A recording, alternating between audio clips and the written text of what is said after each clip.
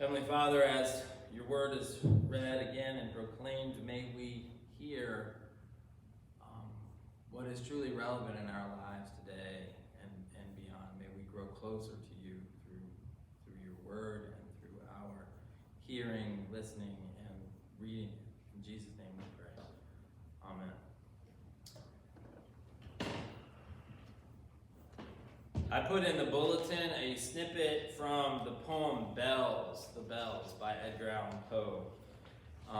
I work with Corley and her homeschool with English, and since Halloween was here, we were reading Edgar Allan Poe. She read a bunch of his stories. I didn't assign the bells. It was in a poetry book that she's had for some time, and I think it was her favorite. She brought it back in. She's not looking at me, so she's not going to confirm or deny. It's an amazing poem, mostly because of the amazing rhythm and rhyme, the repetition of all of it, and you can hear it in what was in the bulletin. Hear the tolling of the bells, iron bells, what a world of solemn thought their monody compels. In the silence of the night, how we shiver with affright at the melancholy menace of their tone. For every sound that floats from the rust within their throats is a groan, and the people, all the people, they all dwell up in the steeple, all alone, and who tolling, tolling, tolling in that muffled monotone feel the glory in so rolling on the human heart of stone. Eventually it will even repeat the word bells 7 times. The bells and the bells, the bells, bells, bells, bells, bells, bells, bells.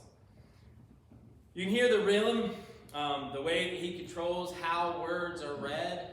It'd be impossible almost for someone to come up and read it without falling into that rhythm. The tolling bells, the repeating sounds, they pick up speed, they pick up momentum, and then they just stop, and then they start again, picking up that momentum. It all represents the ticking of time and how human beings are powerless in the face of such things.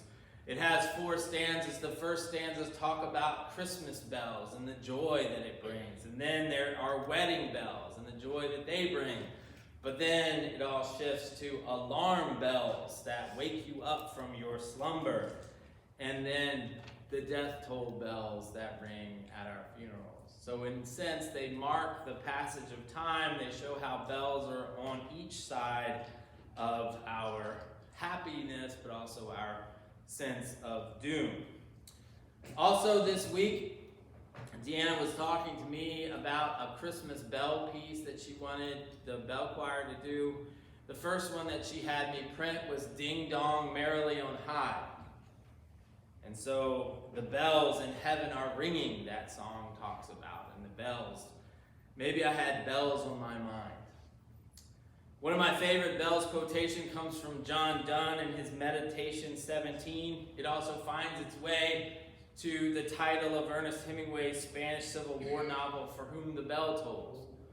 It says, "Ask not for whom the bell tolls, it tolls for thee. No man is an island, all connected are we." We're affected every time that something happens to someone else. We are affected by that. And so when you hear the tolling of bells for someone's death, you are reminded of your own. I think we don't have bells so much as in our area. Sometimes you do. I guess you go to Windsor, sometimes the afternoon bells are playing. I remember at Hamden, Sydney, they would play hymns in the bells at Venable Hall on Sunday afternoons. But now maybe we might see that long funeral procession of cars with their lights on and might have that same sense of feeling. Some of these things were in my mind when I came up with the title of this sermon, Ding Dong. I think it's important, all of these images that I've just mentioned, but really what I was thinking of was Ding Dong, the witch is dead. Because that's what we have here. The witch, the whore of Babylon, is fallen. Fallen, fallen is Babylon the Great. She has become a dwelling for demons, a haunt for every impure spirit, a haunt for every unclean bird, a haunt for every unclean and detestable animal. For all the nations have drunk the maddening wine of her adulteries. The kings of the earth committed adultery with her, and the merchants of the earth grew rich from her excessive luxuries. It goes on and on and on. Begging, saying, come out of her, you people. Ding dong, the witch is dead, is what the munchkins sing when the wicked witch of the west is lying under Dorothy's house. It really was no miracle. What happened was just this. The wind began to switch the house to pitch, and suddenly the hinges started to unhitch. Just then, the witch, to satisfy an itch, went flying on her broomstick, thumbing for a hitch. And oh, what happened then was rich. The house began to pitch, the kitchen to slitch. It's landed on the wicked witch in the middle of a ditch, which was not a happy situation for the wicked witch. The house began to pitch. The kitchen took a slitch. It landed on the wicked witch in the middle of a ditch, which was not a healthy situation for the wicked witch. I don't know if it's Edgar Allan Poe, but it's pretty good. Pretty good. And then they start with ding dong, the witch is dead, witch oh witch, the wicked witch, ding dong, the wicked witch is dead, and everybody's happy, everybody is joyous, everything is great. Then they remember about the other witch, the sister of the witch, and the story keeps going on. She is destroyed, and the Whore of Babylon is destroyed. But what is really interesting is that this chapter reads not like the munchkins singing ding dong, the witch is dead, but instead, it's infectious. Lament. They're sad about this. Do you imagine someone in the middle of the munchkins singing ding dong, the witch is dead? Wait a second, we're missing something about this joyous celebration. What about all that we've lost at the hands of Dorothy and her house? The wicked witch was horrible. She did a few good things. When the kings of the earth who committed adultery with her and shared her luxury see the smoke of her burning, they will weep and mourn for her. Terrified at her torment, they will stand far off and cry, woe, woe, woe to you, great city, you mighty city of Babylon. In 1 hour your doom has come. Woe, woe to you, great city, dressed in fine linen, purple and scarlet, glittering with gold and precious gemstones and pearls. Every sea captain and all who travel by ship, the sailors and all who earn their living from the sea will stand far off when they see the smoke of her burning. They will exclaim, was there ever a city like this great city? They will throw dust on their heads with weeping and mourning and cry out, woe, woe, great city, where all who had ships on the sea became rich through her wealth. In 1 hour she was brought to ruin. Charlotte was reading again and again. It said the fishermen will be out spreading their nets. Why? Because the merchant ships are gone. Fishermen can again go back to fishing because no longer are these great merchant ships traveling the sea.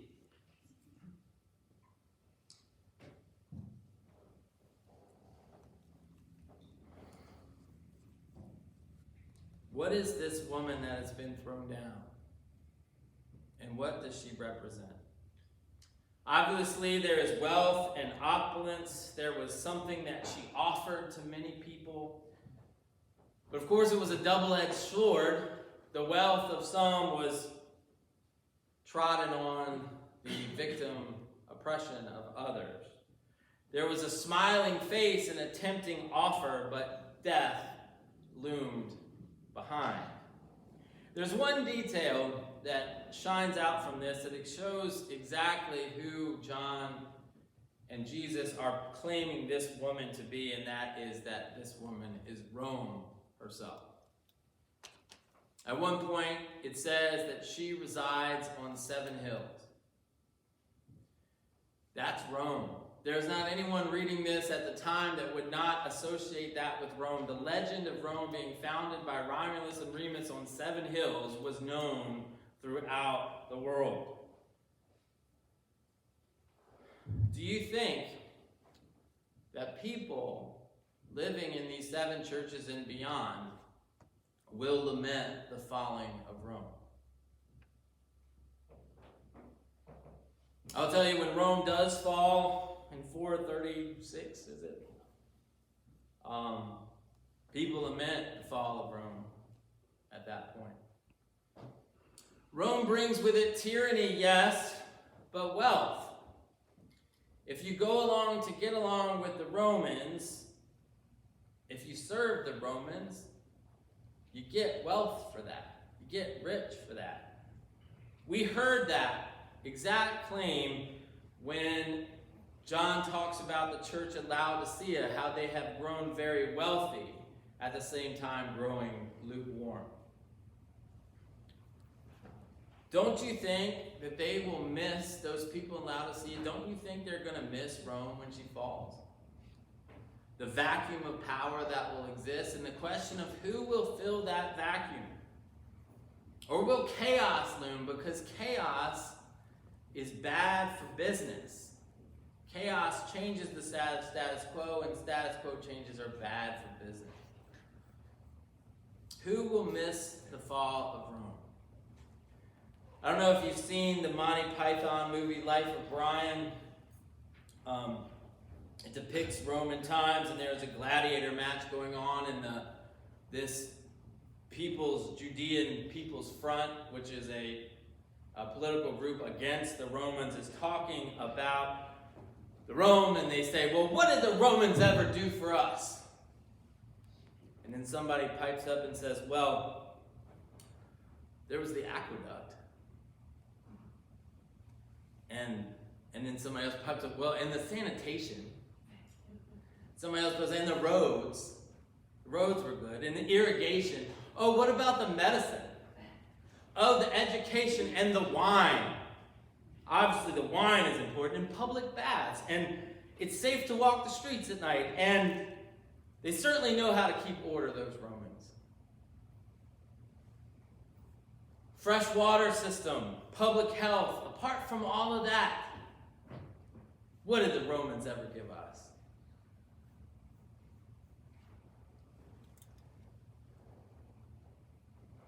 The people, of course, will be shocked by the violence at which Rome falls, and this is which the whore of Babylon is thrown into the sea. You'd be shocked at the violence with which it was all done. Does she really have to be destroyed? Does she have to be thrown into the sea? Can't we just keep some of the good parts? Like, let's throw her down. Let's, by all means, throw her down. But can't we keep the aqueducts and the roads and the medicine and all that good stuff? There must have been some innocent Romans, right? They can't all be bad. There was another movie, I don't remember which. I think it was maybe a movie called Clerks or something. I didn't look it up, but I remember the dialogue. They were talking about Star Wars and the Death Star being destroyed and the fact that it was still being worked on, like it wasn't done yet. And that meant that there were contractors and carpenters and people hammering nails and doing all that kind of stuff to put this all together. And it must have been a tragedy that all of those people would also be killed when the rebel fleet just came and blew the whole Death Star up. How dare they? That it wasn't a glorious rebellion to be joyously celebrated, but a tragedy that needed to be lamented. This is an important moment in the book of Revelation. I talked last week about this change of heart that would have to happen. I think this is close to what that is. It's promised, of course, in the Jeremiah covenant, right? That this time the law of the Lord will be written on their hearts. That's part of the Messiah prophecy that Jeremiah is talking about. That this time it will be written on our hearts. But a change of heart would need to happen for human people to be satisfied with God's righteous paradise. Nancy Guthrie, in the corresponding chapter of this book, she talks about the idea that she uses the metaphors that we are being prepared like a bride for a wedding of ourselves in the righteousness of God, ourselves in Jesus Christ, the wedding supper of the Lamb. And to do that, we need to clear the old Rolodex of all our old boyfriends and girlfriends. We need to shed what was our allegiances so that we can be fully and wholly connected with God without anything between us, without any reservations, without anything to look back and say, wait, what? Because that's what happens again and again every time we see this taking place. I said in Sunday school just a little bit ago that the people's feet were still wet from the mud of the Red Sea when they start wondering when they're going to drink the next cup of water. It's not that long. You can see there are people, there's still probably Egyptians trying to swim around before they are drowned. When the people start saying, what are we going to eat? Maybe we should go back to Egypt, because at least in Egypt we had 3 meals a day. This is the lamentation that we have going on here, right?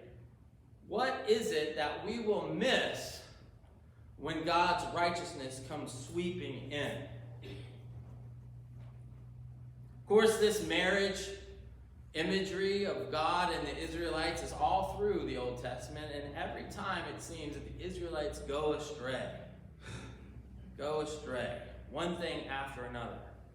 Is it possible that human beings have trouble? It's part of our fallen nature that we have trouble dealing with paradise and God's righteousness. For it isn't that itself what the Garden of Eden story has in it and contains. Perfection. But there's this one little thing. You have it all, but there's this one little thing. And all it takes is a whisper of somebody to say, wait a second, that one little thing doesn't matter. You can still have all of this, but just that one little thing, it doesn't matter, go ahead.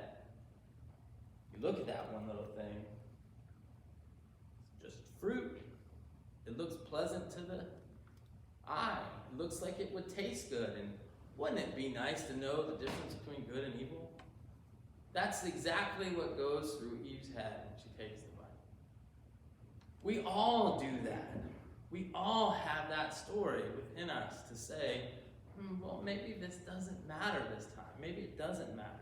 And how many times do you have to say it doesn't matter till it all builds up and finally it's unable to ignore the fact that it does.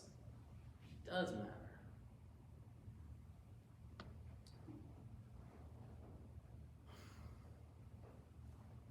We need to purge ourselves, it says, to be ready.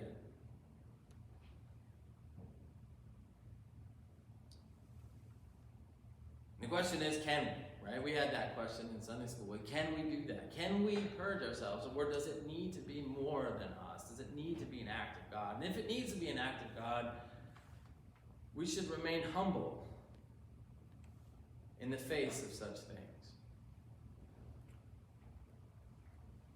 Therefore, this becomes an important part.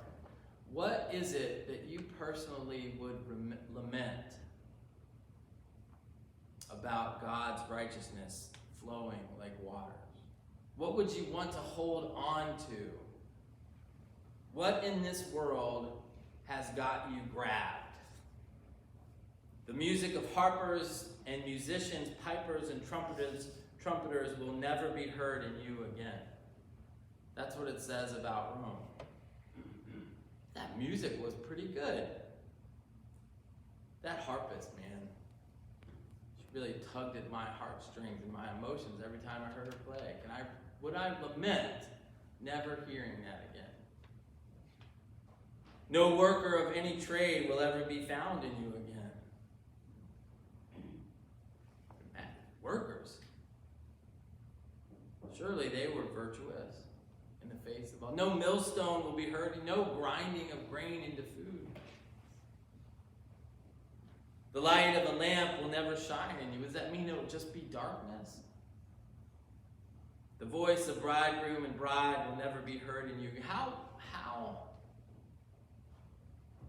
ironic is that, as we prepare for a wedding, that it changes forever what the definition of that wedding would be.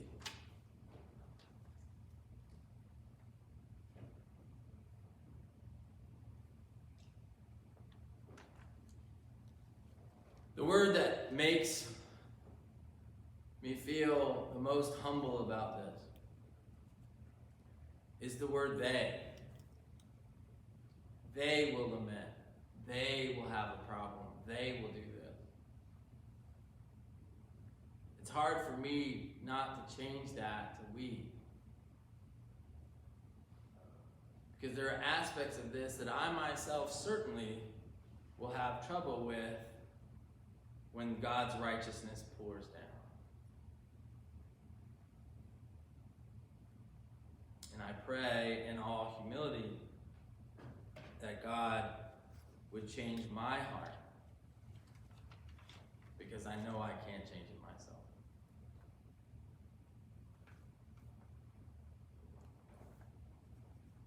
And the beauty of the book of Revelation is that God's sovereignty reigns supreme. And how can I not believe that he would change my heart? And he would change the hearts of all, and that we may lament,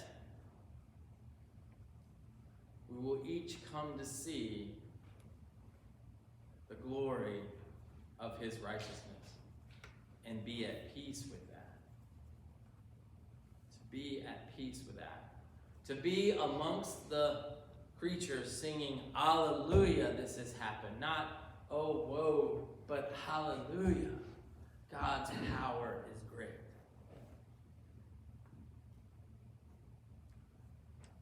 I know in my heart I have a long way to go.